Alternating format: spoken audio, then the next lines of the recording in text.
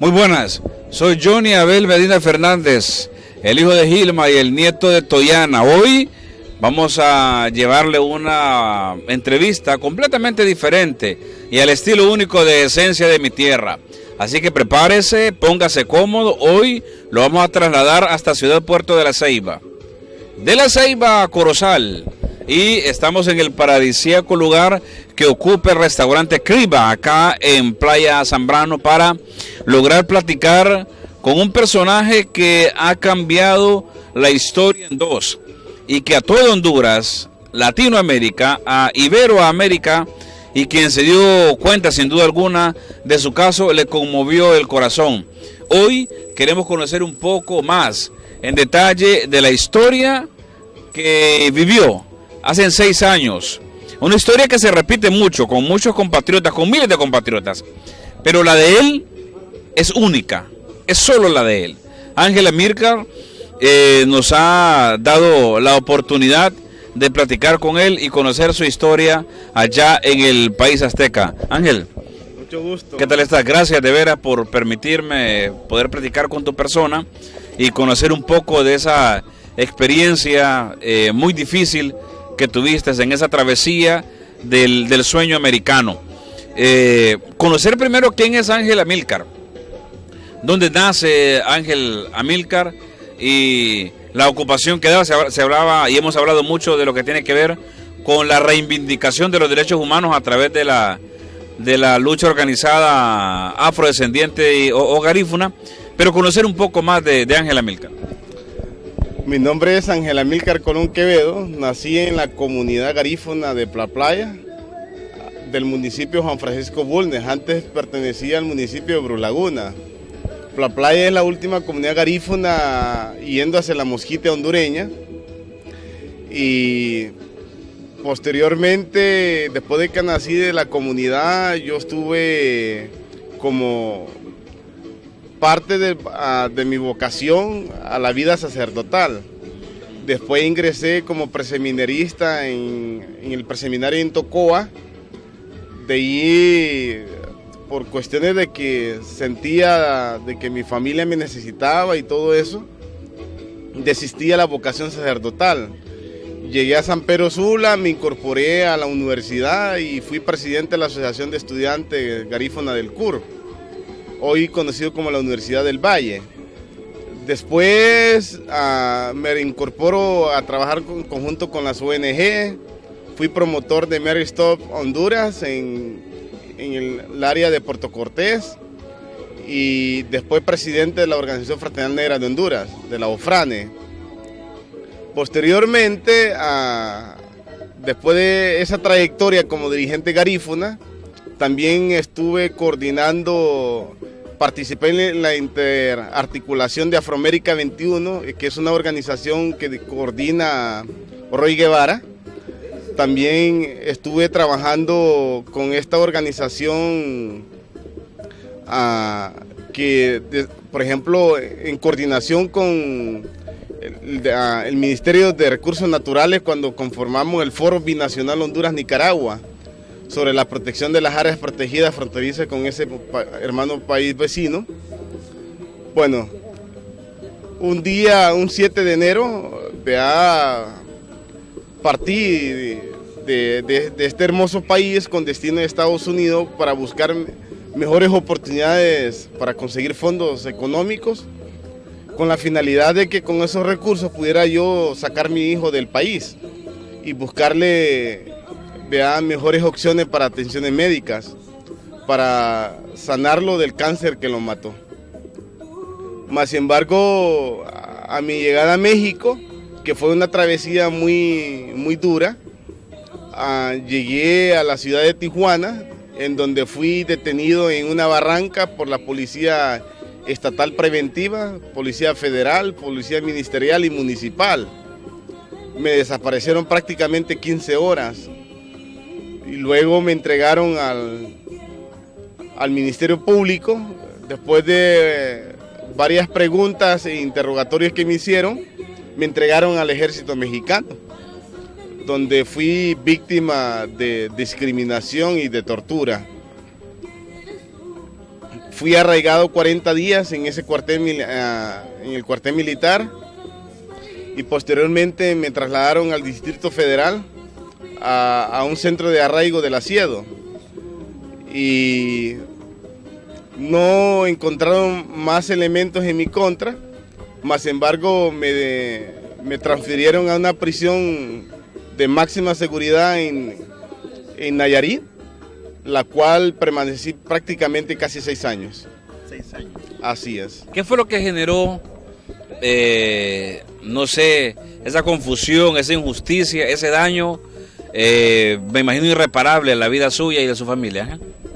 Cuando a mí me detienen, yo me presento como expresidente de la Organización Fraternidad Negra de Honduras, y los militares identificaron la organización como cartel, entonces, y nunca me creyeron de que yo era hondureño, sino que me decían de que era colombiano. Entonces, eso hizo de que me dieran un trato más diferente a las otras personas que fueron detenidos en esa región. Y a mí me acusaron de los mismos delitos de las otras 10 personas que detenieron, que era delincuencia organizada, acopio de armas de fuego exclusivo del ejército. Me acusaron de portación de estupefacientes y acopio de portación de cartuchos. ¿Y las pruebas de todas esas acusaciones? ¿Cómo las sacaban? ¿De dónde salía algún tipo de situación que pudiera avalar lo que ellos decían en ese momento? Ellos presentaron un cuerpo de delito en la cual nunca encontraron un vínculo entre mi persona y el cuerpo del delito, porque ellos dicen de que nosotros estábamos disparándoles a las autoridades y que por eso ellos repelaron la agresión. Más sin embargo, cuando se me hace la prueba de reaccionato de sodio para ver si en mis manos, en mi ropa y en mi cuerpo había residuo a pólvora, la prueba salió negativa. Se hace prueba de mis huellas para verificar si habían huellas mías en el armamento que ellos dicen que portamos o que utilizamos para agredirlos a ellos y que se encontró en el lugar de los hechos. También las pruebas salieron negativas. Las drogas que se encontraron supuestamente en el lugar de los hechos tampoco no tenían vínculo, porque mis huellas no aparecieron en los paquetes.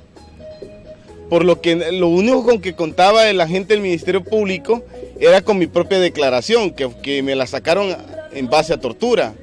Pues yo tuve que colaborar y tuve que firmarle cuantos documentos ellos querían, porque en el momento el ejército no estaba jugando en el momento, y a mí me hicieron hacer una declaración ministerial dentro de un cuartel militar, cosa que la misma Constitución mexicana prohíbe, porque yo tuve que haber hecho mi declaración dentro de las instalaciones de la PGR, que es la Procuraduría General de la República Mexicana. Por lo que todo el ambiente por la que yo padecí, violaron mis derechos. No se me respetaron los convenios internacionales, por ejemplo, lo que es a mi asistencia consular. No hubo un representante en la Embajada de Honduras en el momento en que realicé mi declaración ministerial. No se me dio la oportunidad de hacer una llamada telefónica para comunicarme con mi embajada o con mis seres queridos. No se me prohibió la llamada. Tampoco tuve una asistencia jurídica, pues es de lógico que usted no puede confiar en un abogado que se presenta a las 2 de la madrugada, en el momento que lo están torturando, como agente del Ministerio Público, y a la mañana siguiente, a las 8 de la mañana, dice que es su abogado defensor, siendo que fue testigo de los actos. El mismo verdugo, prácticamente. El mismo verdugo, o sea, es que la misma persona que fue testigo de los actos de tortura que me hicieron, se me presenta al día siguiente como mi abogado defensor ante la ley. Más sin embargo, yo tenía que cooperar. Y lo único que podía hacer es firmar. Usted no cooperaba con ellos, sino que cooperaba con salvaguardar su vida prácticamente, ¿no? Por los actos de tortura, me imagino que día y noche era víctima. Bueno, cuando inició la balacera, fue lo primerito que me hizo moverme del sitio inicial donde yo me encontraba, porque tantas balas que se escuchaban en el sitio, creo que sí justifica correr. Porque la vida no tiene precio, mi hermano. No tiene precio y no vas a quedarte en un sitio arriesgando tu vida, sabiendo tú de que en ese momento hay causas que justifiquen que puede perjudicar tu salud física. Por lo que en ese momento esa situación fue muy determinante. Posteriormente, dentro del lugar de los hechos, yo procuré exigirle al Ministerio Público que se me aplicara el protocolo de Estambul. El protocolo de Estambul es una determinación que determinó la Naciones Unidas para investigar, para documentar una investigación si una persona fue víctima o no de tortura física y psicológica. Entonces el Ministerio Público se me negó a aplicarme ese protocolo, por lo que a través del Centro de Derechos Humanos Miguel Agustín Pro Juárez, que es una organización de derechos humanos fundada por la Compañía de Jesús, es una ONG, la misma categoría de ERICS aquí en Honduras. Creo que ERIC aquí en Honduras la dirige el padre Ismael Moreno, en Progreso. Entre esta organización y con apoyo de Amnistía Internacional, contactamos al CPTRT aquí en Honduras, que es una organización que dirige el doctor Almendares. Entonces CPTRT facilitó 2 especialistas, a una doctora, que es la doctora Eliomara, y una psicóloga, que es la psicóloga Carmen, que juntos viajaron a Nayarit para aplicarme el protocolo de Estambul. Con ese protocolo se demostró que yo fui víctima de tortura psicológica y física, en base a toda la documentación y en la entrevista y las evaluaciones que los especialistas me hicieron en aquel momento dentro de la cárcel.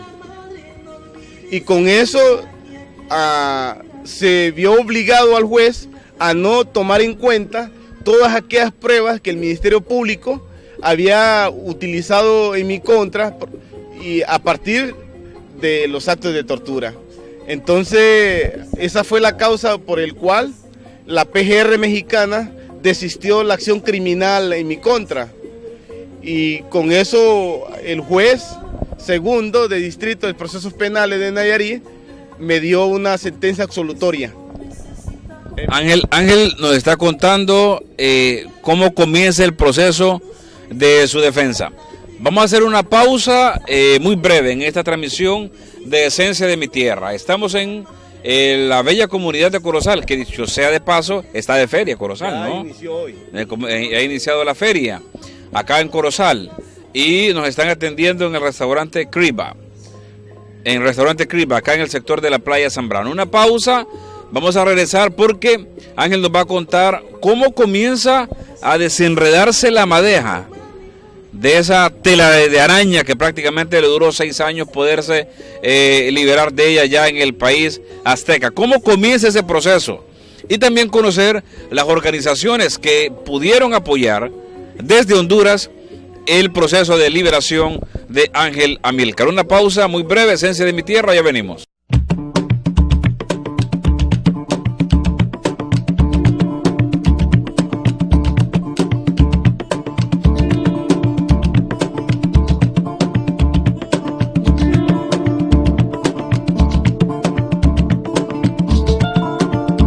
Más sonadas a nivel nacional, la feria de Corozal, todos los años en esta época, y acá en Criba pues es un muy buen lugar para que usted venga también con su familia. Ángel Amílcar Colón nos está contando su historia. ¿Cómo Ángel se comienza a conocer? ¿Con quién es tu primer contacto, ya que estás privado de tu libertad, fuera de esa cárcel de máxima seguridad, para poder comenzar a conocer que estás allí, que estás siendo víctima de ese tipo de injusticias, y también pues tu familia, ¿no? Es decir, cómo se comienza a enterar de esta situación, porque entiendo, platicando con Doroteo, tu hermano mayor, en algún momento te hicieron que habías perdido la vida, porque no sabían nada de tu persona. El primer contacto que yo tuve fue con Amnistía Internacional, la oficina de Londres y la oficina de México. ¿Cómo te nace eso? Ya que estás viendo que estás siendo víctima de tanta injusticia, ¿cómo nace poderte contactar, por ejemplo, con organismos como este, como Amnistía Internacional? Yo ya sabía de la existencia de Amnistía Internacional. A través de tu experiencia como acá en Honduras. Como dirigente de la OFRANE. Okay. Y lo que hice fue que a un amigo abogado, que nos hicimos abogados dentro de la cárcel porque padeció de las situaciones similares a la mía, que también ya salió libre. Este abogado, a través de su esposa, me consiguieron los directorios de Amnistía Internacional en internet. Y yo escribí a Amnistía planteándole mi historia, y la situación de mi caso. Amnistía me contesta y me plantea una lista de contactos de sus aliados en México. Estos aliados, entre ellos apareció el Centro de Derechos Humanos Miguel Agustín Pro Juárez, mayor conocido como el Centro Pro. Esta organización, yo al escribirle me contesta y comenzamos a tener una relación a través de cartas y llamadas telefónicas. Un año tardaron ellos en documentar mi caso para después ellos tomar ya de lleno, ¿no? Entonces ya después yo me desistí de la asistencia jurídica de la Defensoría Pública, pues yo tuve que cambiar 6 abogados defensores públicos porque en vez de defenderme me estaban hundiendo. Y hasta ya con la aparición de estas organizaciones civiles, se arma el proceso jurídico y cuando ya teníamos bien documentado, entonces ya se hace el lanzamiento público del caso. O sea que el proceso que tuviste aquí en Honduras para hacer lo que nos contaste de tu experiencia como presidente de la OFRANE, de otros cursos y otras situaciones que hiciste en la lucha organizada, prácticamente te dieron como la claridad para poder tú mismo tomar tu caso prácticamente, ¿no? Yo no conocía muy bien las leyes mexicanas, pero sí sabía cuando los abogados me engañaban. Yo sabía de que las cosas no cuadraban bien porque habían acciones que ellos debían promover y no lo hacían. Y más embargo, dentro de muchas audiencias no echaban la mano por mí. Al final me miraba obligado a defenderme solo. Y eso me indicaba de que no me estaban defendiendo. Y por otro lado, en los tiempos en que yo caía, existía un famoso proyecto, el famoso Plan Mérida, en la cual el Estado mexicano tenía compromiso con Estados Unidos para combatir la delincuencia y el narcotráfico.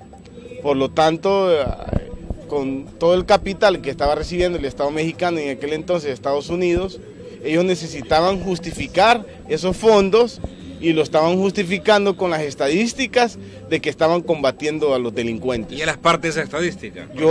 Yo fui un número más dentro de la cárcel, dentro de las estadísticas de Felipe Calderón, del combate al narcotráfico. Con Doroteo, ¿cómo te comunicas? Entiendo que fue el primero que viajó desde Nueva York hasta México para poder verte, para poder visitarte.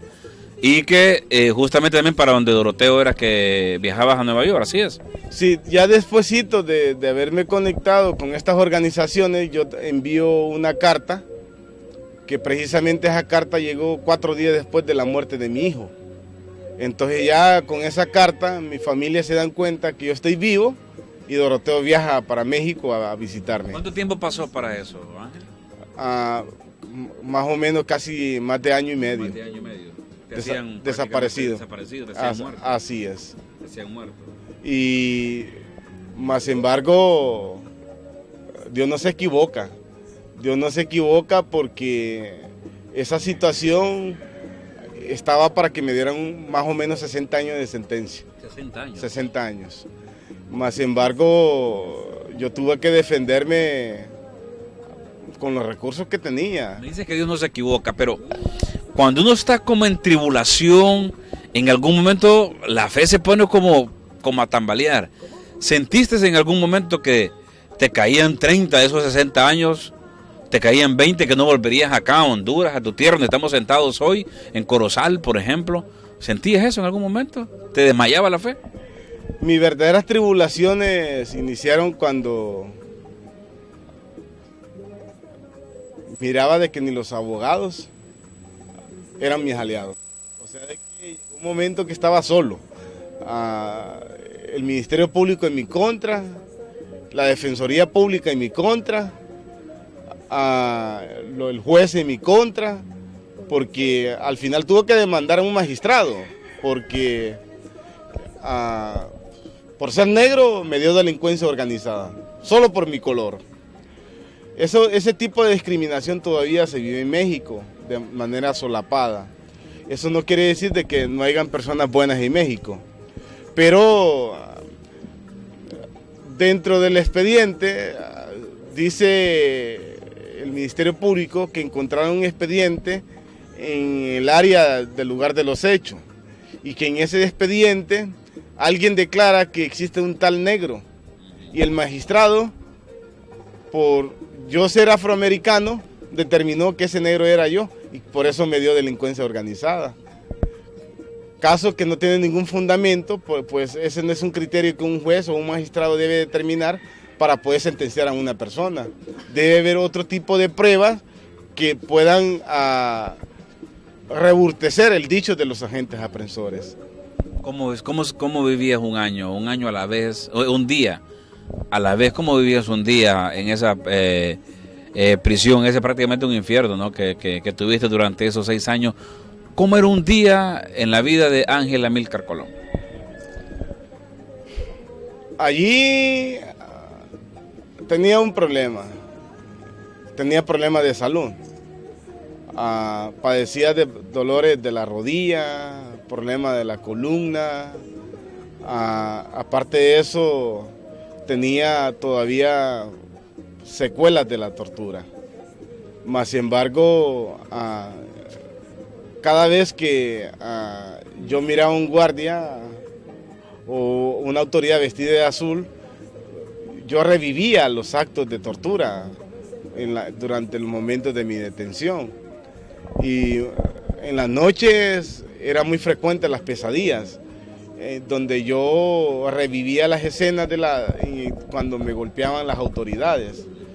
Eso implicó que comencé con tips de tronado de los dientes y que el cual se me comenzaron a desgastar los dientes. Nunca pude conseguir yo dentro del ceferezo una funda dentada para protegerme los dientes. Tuve muchas limitaciones en el cual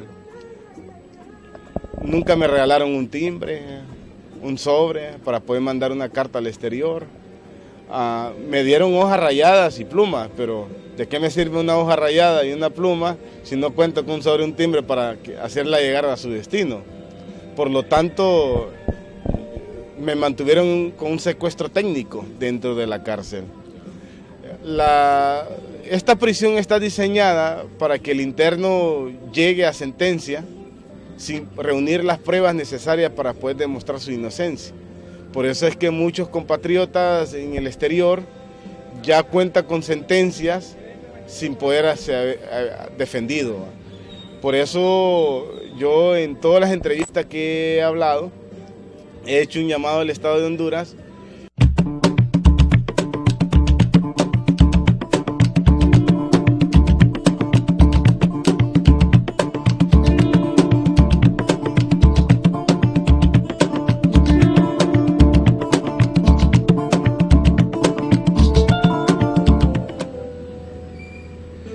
Seguimos en Corozal con Daniel Sánchez. Hoy nos acompaña Johnny Gabriel Medina Solórzano, mi hijo. Va para 3er grado ya, ¿va? ¿Ah? Sí. ¿Para 3º? Sí. Y estamos en Corozal. ¿Te gusta aquí? Sí. Porque está bonito aquí el lugar. Sí. En Criba. Acá estamos en Corozal, platicando hoy con Ángel Amílcar Colón Quevedo, que nos ha dado la oportunidad de poder platicar, conocer un poco de su caso, porque esa búsqueda del sueño americano continúa estando en la mente de muchos hondureños. El tramo, me imagino que es muy difícil, cada quien tiene su historia, pero la de él ha sido algo que nunca se va a olvidar en el país. Y hoy pues a través de Esencia de mi Tierra estamos platicando con él. Estamos transmitiendo para Televisión Nacional de Honduras y también para Litoral Atlántico HD, allá en La Ceiba, en el departamento de Atlántida y en el departamento de Colón. Ángel, públicamente entiendo que la información llegó aquí a Honduras, pero no fue ni un medio hondureño que publicó la nota, que publicó tu historia, sino que fueron otros medios internacionales. A ver si nos cuentas un poco de eso, por favor. Sí, la primera publicación se hizo en el periódico El País, en España. Fue el primer lanzamiento y ya después de ese lanzamiento del País se hizo ya el lanzamiento público en México y a través de todas las filiales de Amnistía Internacional en el mundo. El CPTRT y otras organizaciones hicieron también lo suyo aquí en el país. Y es como la población hondureña comienza a tener conocimiento sobre la situación. ¿Qué información te llegaba allá o qué información conocías de cómo reaccionó el pueblo hondureño cuando conoció tu caso? De cómo reaccionó incluso nosotros como medios de comunicación al conocer tu caso. ¿Qué información te llegaba? Me llegaban las cartas de las personas que firmaron, porque Amnistía Internacional, a través de la red de internet, solicitó a la ciudad, a la población en todo el mundo para que apoyara con su firma para mi liberación.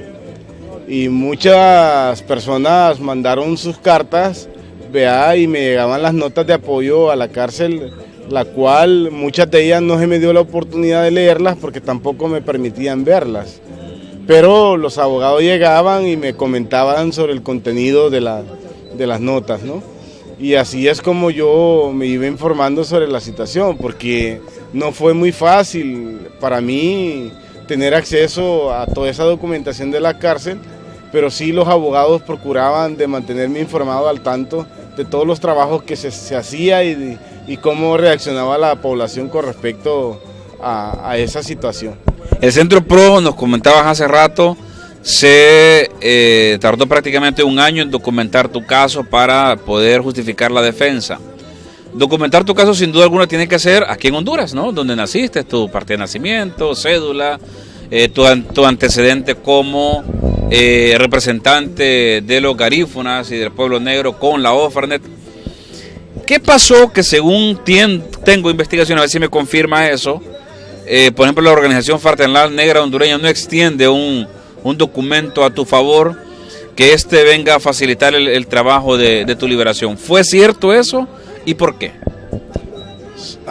Sí es cierto, porque el juez me pidió que yo le demostrara que era garífuna y necesitaba una constancia donde alguna organización federativa reconociera de que yo era miembro del pueblo garífuna. Más embargo, la OFRANET no lo quiso extender, mis hermanos fueron ahí a pedirlas. Aunque después, ya cuando prácticamente la PGR ya tenía la documentación para solicitar mi liberación al juzgado, alguien de la OFRANET, creo que fue la LIN de Zambocrí, que firmó la nota, que le entregó a CONADE, a la oficina, así es, una nota reconociendo que yo era garífuna, pero ya no era relevante porque nunca ingresó al juzgado. O sea de que lo que sirvió fue el testimonio de nuestro cónsul, que fue al juzgado a dar fe de que yo era garífuna. ¿Qué pudo haber pasado? Que OFRANET no... Es vital, o sea, eso era algo vital en la documentación, en tu expediente, ¿no? En aquel sector en México. Creo que es mucho más personal, porque si hubiera sido algo más institucional, lo tuvieron que ellos manejado de una manera diferente, porque todo el afroamericano de las comunidades garífunas desde que nace es OFRANET, y eso es como un vaso de agua que no se le niega a nadie. Por nacimiento somos garífunas ¿verdad? Somos sófranes y por lo tanto la constancia no se le debe de negar a nadie. ¿Sentí que eso te Sí. perjudicó en algún momento? No me perjudicó, pero retardó el proceso porque yo de alguna otra manera tenía que demostrar mi dicho. Porque yo ante el Estado mexicano estoy reconociendo que soy garífuna. Y por lo tanto el Estado me demuéstrame que eres garífuna. Más sin embargo existe la constancia del notario donde yo fui electo presidente de la OFRANE. Por lo tanto estos documentos, las publicaciones en los periódicos de mi accionar en el pasado y el dicho del cónsul fue más que suficiente para el juez para reconocer de que, y también la misma ley de las Naciones Unidas reconoce de que es más que suficiente que alguien diga de que pertenece a un pueblo para que sea suficiente de que alguien es. Okay, ahora entiendo que allá a México yo una vez conocido acá en los medios de comunicación a nivel nacional, la televisión, los periódicos, las radios que estaban muy pendientes del caso tuyo. Odeco, según yo vi en las redes sociales, te visitó Celio Álvarez Casildo. ¿Qué papel jugó esto? ¿O fue más un trabajo publicitario, organizativo, o realmente aportó al proceso de tu liberación? Bueno, ya en ese momento yo ya había cerrado el capítulo de aportación de prueba en el juzgado.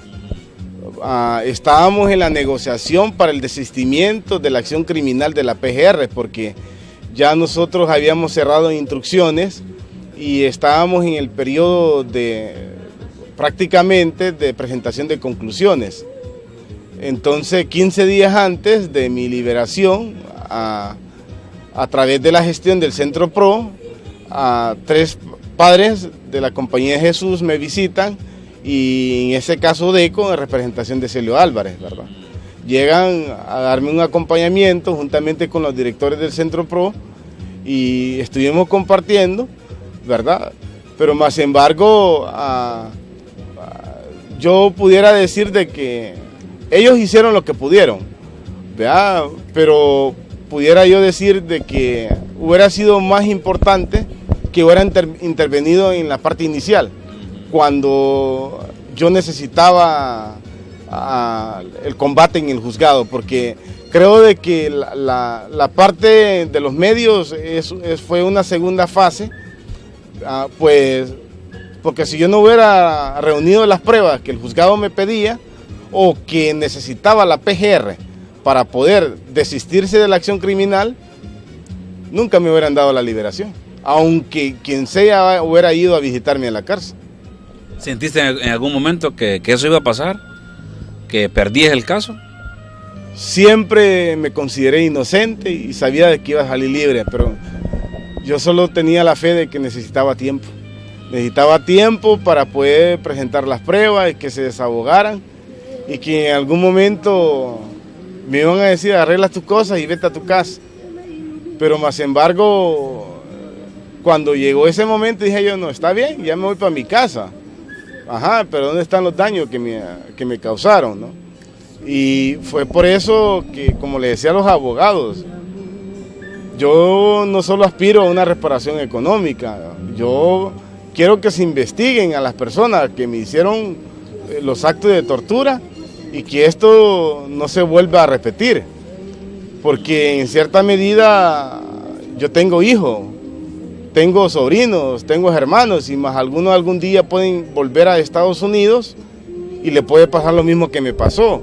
Y pensando en ellos, consideré de que el Estado debe dictar medidas de no repetición. Hay un flyer que vimos y tal vez logramos grabarlo, que dice: murió mi hijo y no hablé con ninguno de mi familia. Murió mi tía y no hablé con ninguno de mi familia. Algo así dice el flyer. ¿Si nos ayudas con eso, por favor? Durante los tiempos que estuvieron muriendo mis seres queridos dentro de la prisión, yo siempre le hice notificación a la directora del CEFERESO y el Departamento de Psicología. Más sin embargo, ellos nada más se limitaron a darme una entrevista, pero nunca me apoyaron para poder comunicarme al exterior con mis parientes. Por lo tanto, fue parte de la tortura, ¿no?, que implicaba mi proceso, en el sentido de que el Estado me tenía desconectado con la sociedad. ¿Qué más te perdiste? Me perdí la muerte de mi hijo mayor, la muerte de mi mamá, la muerte de mi tía, la muerte de mi sobrina, la muerte de mi tía. Y aparte, y bueno, esas cosas yo ya no voy a tener la oportunidad de volver a vivirla o compartir con ellos. Y lo otro es disfrutar de este hermoso país. Son casi 6 años que no probé un plato de machuca, que no disfruté de las ricas olas de la costa de nuestro gran hermoso Caribe, de no compartir con comunidad. En cierta medida, todos tenemos una misión que cumplir en este país y mi colaboración en cierta medida pudo haber sido muy contribuyente a la causa de esta nación.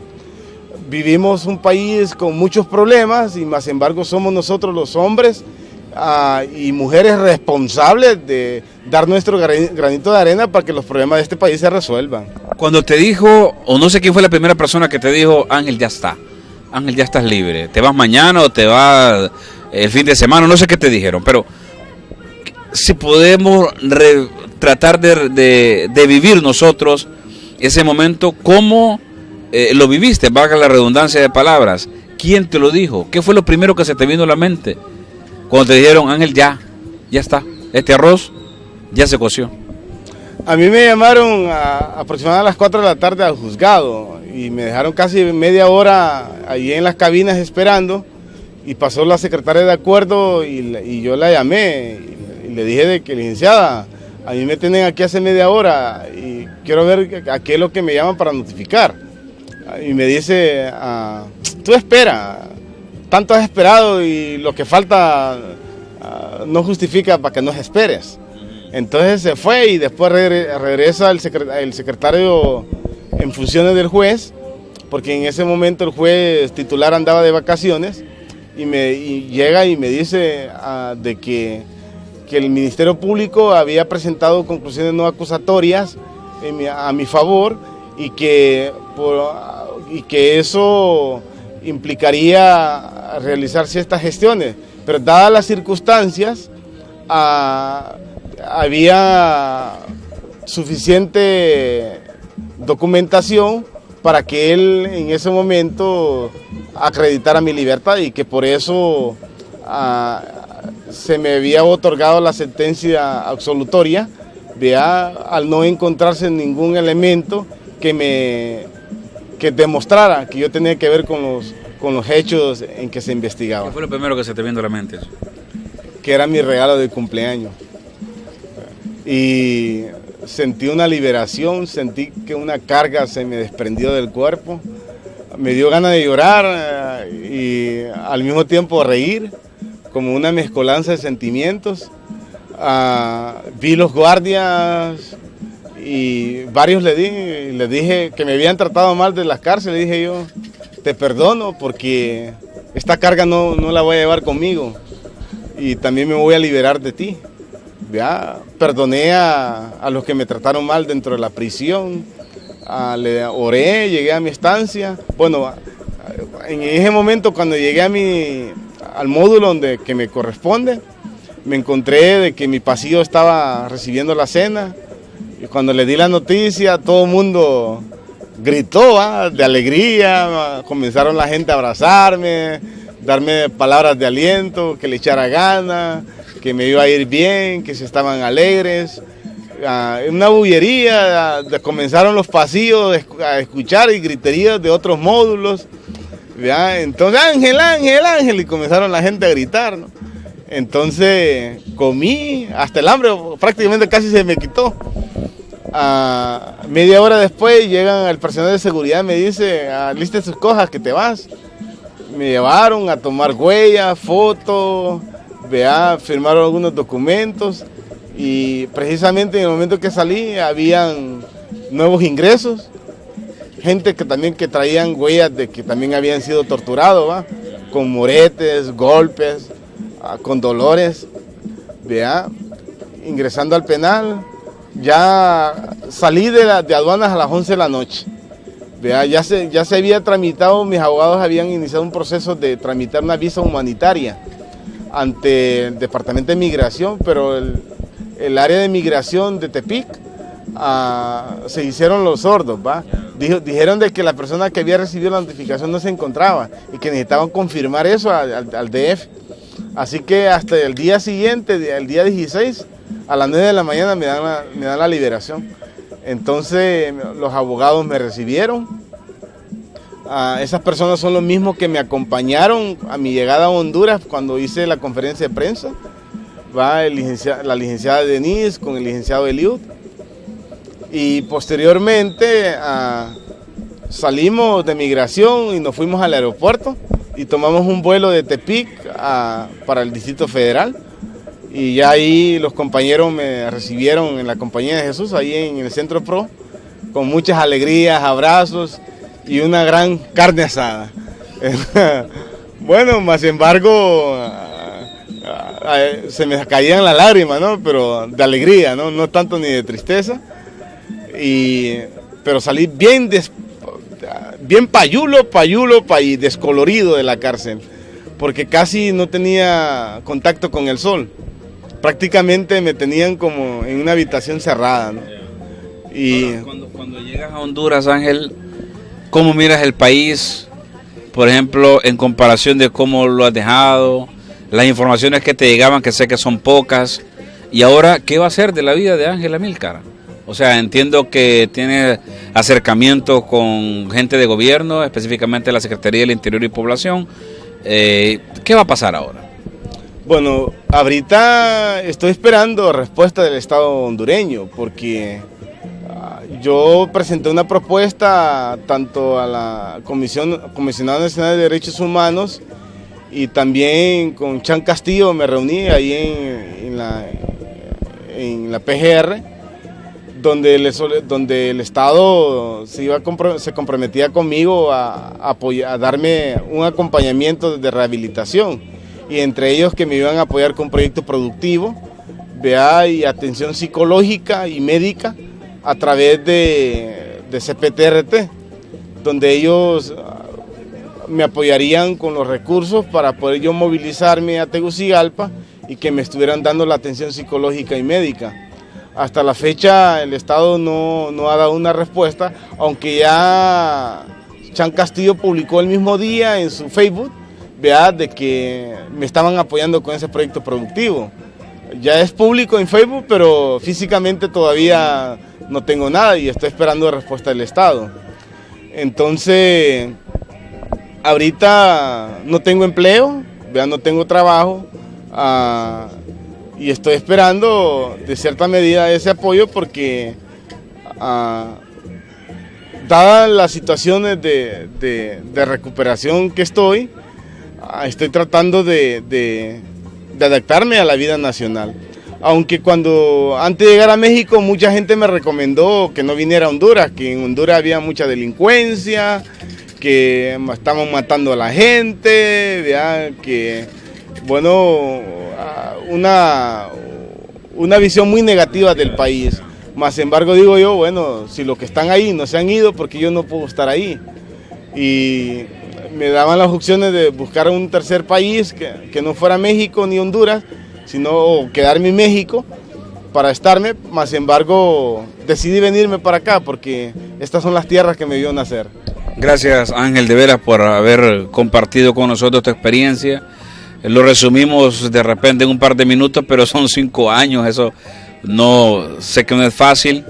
Y a la gente, ¿qué le dices? A la gente que nos ve a través de Esencia de mi Tierra y de Televisión Nacional de Honduras y Litoral Atlántico, ¿qué mensaje le deja a la gente que está saliendo día a día, que quiere salir del país? Regresaste, tienes la oportunidad de no hacerlo. ¿Qué consejo le das? El consejo que les doy es que amemos este país, porque nosotros somos los que lo vamos a construir. El camino por el que hay que emprender al exterior no es un camino fácil, es un camino lleno de muchas espinas, y desearles que este 2015 puedan ellos aprovechar sus habilidades. Bueno, somos emprendedores por naturaleza, y por eso es que este país está hermoso como está. Más sin embargo, algunos no logramos de llevar a la práctica esas ideas por falta de fondos, pero más embargo Honduras no le envidia nada a nadie, todo lo tenemos acá. Bien. Gracias. Ángel, ha platicado con nosotros Ángel Amílcar Colón, 5 años, 7 meses, 6 días. Así es, ¿verdad? Así es. Estuvo privado de su libertad en México, en una cárcel de máxima seguridad, y gracias a Dios pues está con nosotros, ha tenido una experiencia que nos decía la vez anterior que platicábamos en la pre-entrevista que no se la desea a nadie, decía Ángel en lo que platicábamos con nosotros. Gracias a Daniel Sánchez por haber estado con nosotros en la cámara. Le invitamos para que continúe siempre con la programación del canal y siempre nos siga a través de Esencia de mi Tierra, nuestro Facebook Alma Garífuna TV, y también en otras redes sociales como Alma Garífuna usted nos puede encontrar. Gracias por el favor de su atención. Soy Johnny Abel Medina Fernández, soy el hijo de Gilma y soy el nieto de Toyana, y este es Esencia de mi Tierra.